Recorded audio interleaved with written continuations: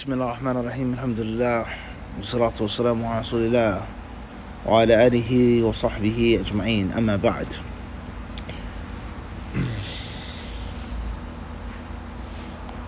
قال الحافظ ابن كثير رحمه الله تعالى تفسيرا للآية الكريمة: يا بني آدم لا يفتننكم الشيطان كما أخرج أبويكم من الجنة ينزع عنهما لباسهما ليريهما سوآتهما إنه يراكم هو وقبيله من حيث لا ترونهم إنا جعلنا الشياطين أولياء للذين لا يؤمنون. التحذير من فتنة الشيطان. يحذر تعالى بني آدم من إبليس وقبيله مبينا لهم عداوته القديمة لأبي البشر آدم عليه السلام وفي سعيه في إخراجه من الجنة التي هي دار النعيم إلى دار التعب والعناء والتسبب في هتك عورته بعدما كانت مستورة عنه، وما هذا إلا عن عداوة أكيدة. وهذا كقوله تعالى: أفتتخذونه وذريته أولياء من دوني وهم لكم عدو بئس للظالمين بدلا. وإذا فعلوا فاحشة قالوا وجدنا عليه آباءنا والله أمرنا بها قل إن الله لا يأمر بالفحشاء تقولون على الله ما لا تعلمون.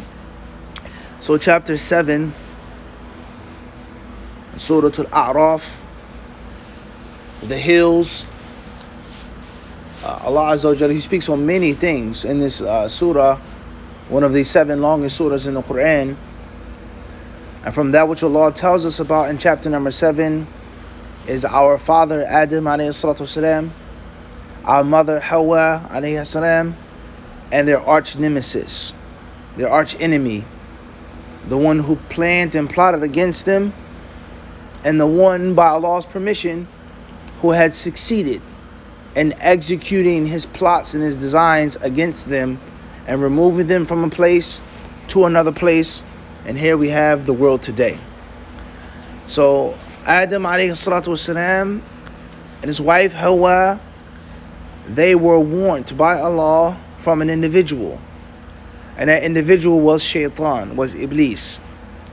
Allah warned them, beware of him, do not listen to him, do not lend your ears to him, do not fall for his games and his tricks and his plots. He is an enemy, he hates you, he wants nothing but ruin and destruction for you, so therefore do not take anything that he offers you. So Allah Azza wa Jalla, He tells us about this story, Adam alayhi salatu wasalam, Hawa alayhi salam, and the shaitan in paradise. So verse number 27, Allah Azza wa Jalla addresses the children of Adam after the fact. And it's very important for us to understand a very beneficial principle that the people of knowledge have mentioned. إن أحكام الشروع أو إن أحكام الوقوع غير أحكام الشروع, is that the rulings of something after the fact aren't the same as the rulings before the fact. أحكام الوقوع غير أحكام الشروع. كيف حصل هذا؟ المهم هو حصل. ماذا نعمل الآن? What happened versus what's going to happen. This is an extremely beneficial principle. Why did Adam listen? Why did he have to go to Jannah? Why did Allah send Shaitan to them? Why? What's important is waqa, hasal, it happened. And this is very important, specifically when we talk about what's going on today, the war in Palestine. People say, how did they do this? October the 7th, they had no right, they shouldn't have been fighting them, blah, blah, blah. Al-Muhim, hasal wa waqa. It happened. The attack was made. So what is the ruling now? What are the rulings now? What is your position now with regards to the Muslims being slaughtered and killed and the non-Muslims? End of discussion. There's no further difficulty needed. Ahkam al-wuqu', it happened, aren't ahkam al-shuru'. Should that have happened? Should that have taken place? Was that permissible? Was. What's important is it did what? It happened. And this is applicable on a daily level. Yo, Sheikh, I got an issue. Come help me out. Where you at? I'm in the Bronx at 2 a.m. What you doing in the Bronx at 2 a.m.? What's important is, Mufti, I need you what?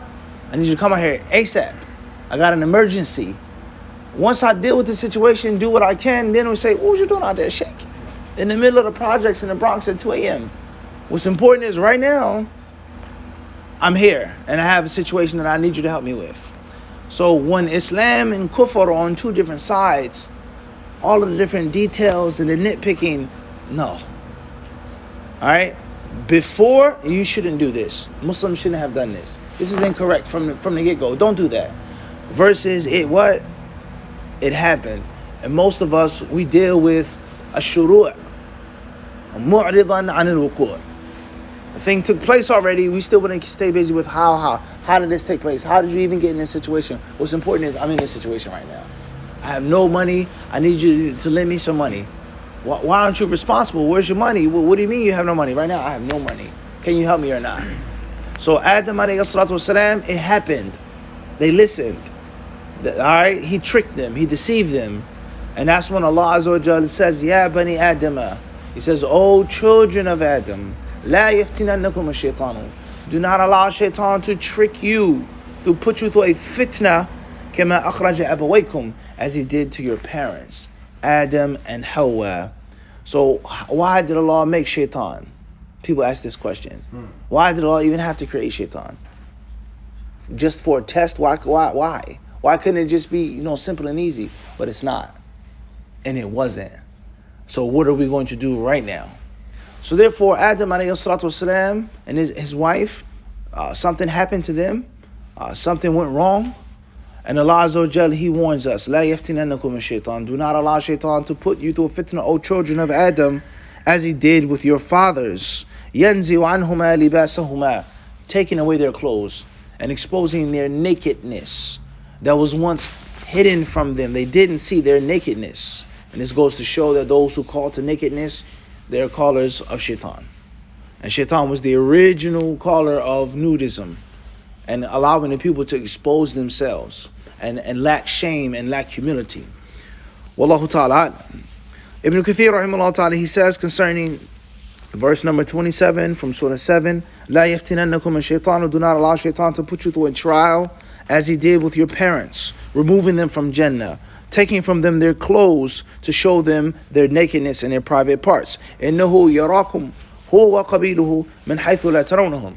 Indeed, he can see you, his offspring, his clan, they see you from ways which you see them not. The shaitan, from certain aspects, has the upper hand. From certain aspects, and not from all aspects. And from those aspects of your disadvantage is that he sees you, but you can't what? See him. The jinn, they interact with the human beings. They see the human beings. They can enter the world into the human beings. We can't necessarily interact with them when we want to. There is interaction between the two, but only at on the terms of the jinni. Person who wants to make sihr on someone, who wants to use the help and the assistance of the jinn, he has to offer service to them. He has to disbelieve in Allah, and then they accept him into their world. So we have to knock. Can I come in? May I enter? The jinn do what? There is no entrance that they need. Understand this? So Allah tells us that here there's some type of disadvantage that you have. That is Iblis and his people. They see you, whereas you see them not. All right. Then Allah Azza wa Jalla, He says, "Inna ja'alna shayatina awliya'a lilladhina la yu'minun." And indeed, we have made the shayateen, the demons and the devils, friends, protectors, advisors for those who disbelieve. Why can't the kuffar see this? Why can't they accept this? How could they do this? So who's advising them? How can you kill over 18,000 people in 2 months? Wound over 50,000 people, half of them women and children. How is that even possible? Because the people inspiring them, encouraging them, telling them to do that are who? Other shayateen who love bloodshed and who love sacrifice. Waliyadhu billah. Ibn Kathir rahimahullah ta'ala, he says that Allah the Exalted, He warns the children of Adam from Iblis and from his clan, his tribe, his offspring, his progeny, clarifying, showing, and teaching the people that the hatred between Adam and Iblis is ancient. Listen carefully now. The hatred is ancient. It's not a new thing. Once again, when it comes to the world, the hatred between these people started on October the 7th? No, it didn't. There's been bad blood. There's been hatred. There's been inferiority, superiority from a very long time ago. How have you befriended them? How have you let your guard down? How did you not prepare yourself? That happened. Allah doesn't want us to make those same mistakes again. Iblis hated Adam from day one. And the offspring of Iblis, they also do what? They hate the human beings to this very day. They want to cause harm to you. Ibn Kathir, rahimahullah ta'ala, he says that Adam alayhi salatu wasalam was taken from paradise, a place of happiness, a place of bliss, into a place of stress and worry and, ta'ab, ana. People suffering here in this hayat dunya. All right? And his aura being exposed after it was covered up and hidden from him. And the only reason why this happened is because there was ultimate enmity between Iblis and Adam. He hated his very existence. And he wanted to harm him and he wanted to ruin him. And his offspring and his followers, nothing will change. Nothing will change. So do not allow the shaitan into your homes. Do not allow the shaitan into your relationships. Do not allow the shaitan into your masjid. Do not allow shaitan into your own heart, into your own mind, because he isn't your friend. And everything that he promises you and offers you is going to feel good now. It's going to smell good. It's going to taste good. It's going to feel good now. But for sure, it's going to end up with pain and suffering in the end. So Allah Azza wa Jalla, He wants us to take the precautionary route. Do not allow shaitan even to come. Let's reconcile. Let's fix the situation. We shouldn't even fall for the tricks when it comes to our relationships. Allah subhanahu wa ta'ala surely knows best. Walhamdulillahi rabbil alameen.